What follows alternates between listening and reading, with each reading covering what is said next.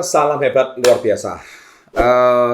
Saya membuat video kali ini, saya perhatikan di kolom komen ya, banyak sekali anak-anak muda zaman sekarang itu mereka tuh merasa hidupnya terbeban. Yang DM Instagram saya, yang email saya, tidak sedikit yang merasa beban hidupnya itu berat sekali. Saya nggak tahu seberat apa beban hidup Anda, tapi pesan saya satu, di sini ada 4 cara praktis untuk mengangkat beban hidupmu. Saya jamin, kalau Anda jalankan 4 cara praktis ini, beban hidupmu akan jauh lebih ringan. Apa saja selain satu ini.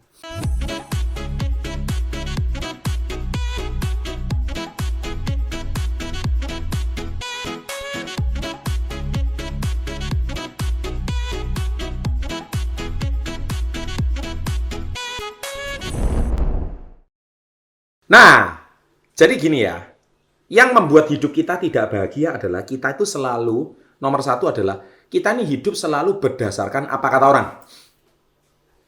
Pasti. Nanti kalau saya nggak beli ini, apa kata tetangga ya? Nanti kalau saya keluar malam, nanti tetangga ngeliatin saya, apa kata tetangga ya?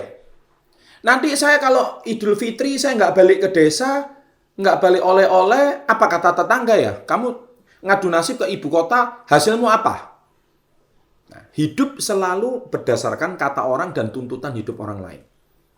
Nanti kalau saya diterima pekerjaan, terus nanti kalau teman saya nggak punya pekerjaan, nanti kalau saya misalkan pamer gaji pertama, nanti perasaan dia gimana ya?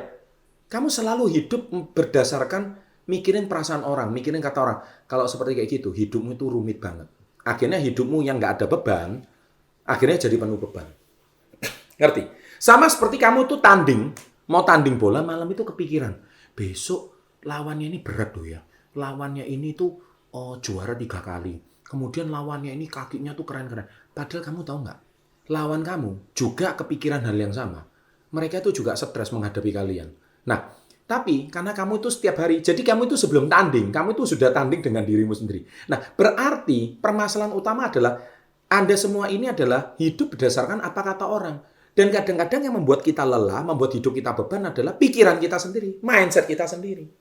Ya, jadi itu poin pertama. Poin kedua, selalu merasa orang lain lebih baik. Padahal tidak. Kalian tahu nggak sih, bahwa sebetulnya tidak selalu orang lain itu merasa lebih baik. Kadang kita naik motor bebek, orang lain punya naik motor cowok gitu.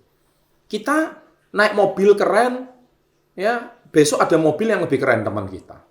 So, kita selalu merasa lebih baik. Padahal bisa jadi teman kamu itu hidupnya ngutang. Sedangkan kamu itu nggak ngutang gitu. Kemudian kita itu merasa kita sudah memberikan yang terbaik untuk keluarga, gini-gini. Tapi teman kita jauh lebih hebat dari kita. Nah, sekarang pertanyaan saya, kita itu selalu, loh Pak, bukankah itu motivasi Pak untuk kita lebih maju? Setuju. Kalau kamu kuat mentalmu. Kalau mentalmu kuat, kamu siap seperti itu dan kamu senang di challenge seperti itu, good. Lakukan. Tapi pertanyaan saya satu. Jangan sampai hidupmu menjadi terbeban dan akhirnya Anda berbuat konyol. Apa maksudnya berbuat konyol, Pak? Hutang untuk terlihat kaya, hutang untuk terlihat tidak mau kalah. Hutang sana, hutang sini supaya kelihatan kamu lebih kaya dari teman kamu. Nah, ini konyol. Jadi gini ya, hidup itu seperti sebuah pertandingan. Ada lintasan pertandingan. Jangan bertanding di lintasannya orang lain, kamu akan kemakan. Bertandinglah di lintasanmu sendiri. Bertandinglah di zonamu sendiri. Setiap orang punya pertandingan dan zonanya masing-masing, punya lintasan masing-masing. Kalau kamu masuk ke lintasannya orang lain, jadinya ya ini, hidupmu tambah terbeban. Jadi kalau kamu stop, oke, saya hari ini bertanding dengan diri saya cukup termotivasi, tapi saya mulai sekarang mau mengangkat beban hidup saya dengan cara saya fokus dengan kelebihan saya. Nah, itu poinnya. Yang ketiga adalah kebiasaan meng-compare diri sendiri dengan orang lain. Ya, itu yang tadi saya sudah sampaikan. Jadi, kebiasaan ini mulai sekarang boleh kalau mentalmu kuat. Sekali lagi saya bilang kalau mentalmu kuat.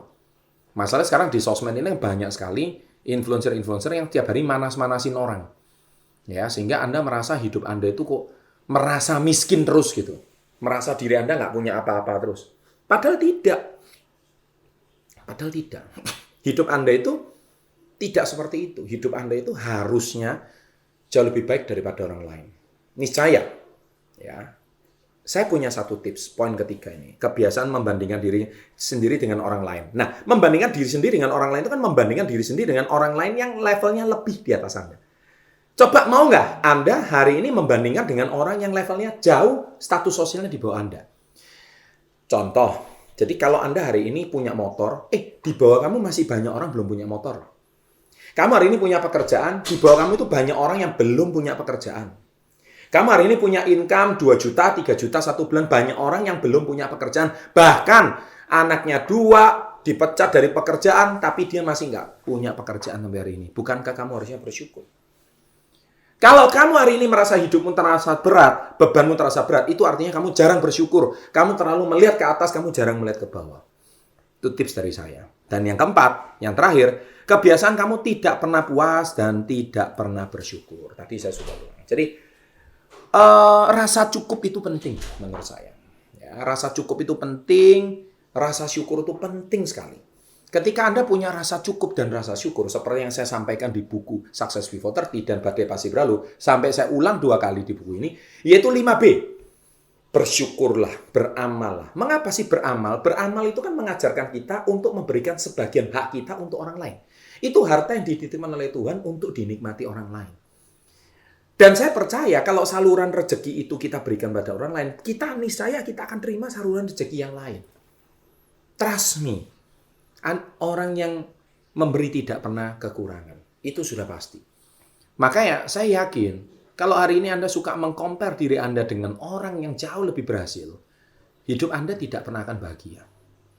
Kok kalah terus, merasa kalah kaya, mobilnya kalah, terus rumahnya kalah. Pokoknya nggak ada yang kalah deh. Semuanya kalah terus gitu.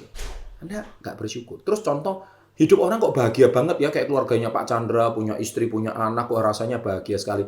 Ya saya bersyukur saya diberikan keluarga yang bahagia. Tapi bagi Anda yang hari ini punya keluarga dan belum dikaruniai istri atau suami yang sejalan, ya saya doakan suatu hari Anda punya istri dan suami yang sejalan.